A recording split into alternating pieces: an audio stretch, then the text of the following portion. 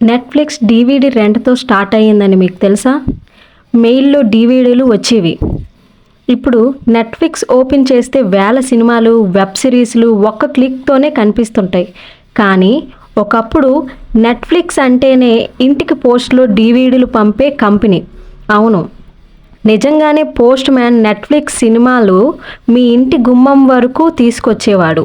ఈరోజు నెట్‌ఫ్లిక్స్ ఎలా DVD rental కంపెనీగా మొదలై ప్రపంచంలో అతిపెద్ద స్ట్రీమింగ్ కంపెనీగా మారిందో తెలుసుకుందాం. నమస్కారం, నేను మీ భువి. మీరు చూస్తున్నారు భువి స్టాక్స్ ఛానల్. 1997లో అమెరికాలో రీడ్ హ్యాస్టింగ్స్ మరియు మార్క్ రాండోల్ఫ్ కలిసి నెట్‌ఫ్లిక్స్ను స్థాపించారు. ఆ సమయంలో సినిమా చూడాలి అంటే బ్లాక్ బస్టర్ అనే వీడియో స్టోర్కు వెళ్ళి డీవీడీ అద్దెకి తీసుకోవాలి.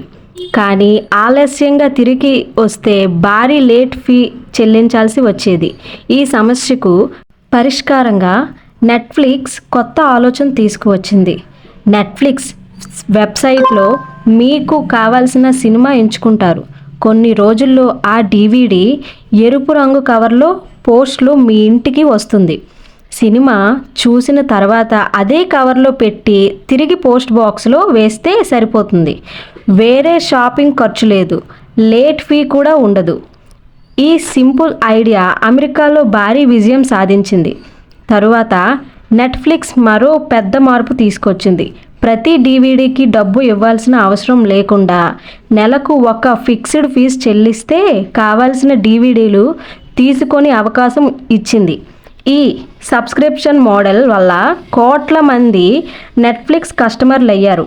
ఇంటర్నెట్ వేగంగా పెరుగుతున్న సమయంలో నెట్‌ఫ్లిక్స్ ఒక గొప్ప నిర్ణయం తీసుకుంది. డీవీడీలు పంపడం భవిష్యత్తు కాదు, స్ట్రీమింగ్ భవిష్యత్తు అని 2007లో నెట్‌ఫ్లిక్స్ ఆన్లైన్ స్ట్రీమింగ్ ప్రారంభించింది. ఇక పోస్ట్ కోసం ఎదురు చూడాల్సిన అవసరం లేదు. ఒక్క క్లిక్తో సినిమా స్టార్స్ ఇదే ప్రపంచాన్ని మార్చిన నిర్ణయం. తర్వాత నెట్‌ఫ్లిక్స్ సొంత సినిమాలు, వెబ్ సిరీస్లు నిర్మించడం ప్రారంభించింది. వాటిలోనే house of cards, stranger things, money heist, squid game వంటి షోలు ప్రపంచవ్యాప్తంగా సంచలనం సృష్టించాయి. నెట్‌ఫ్లిక్స్ కేవలం సినిమా చూపించే కంపెనీ కాదు, సినిమా తయారు చేసే కంపెనీగా కూడా మారింది.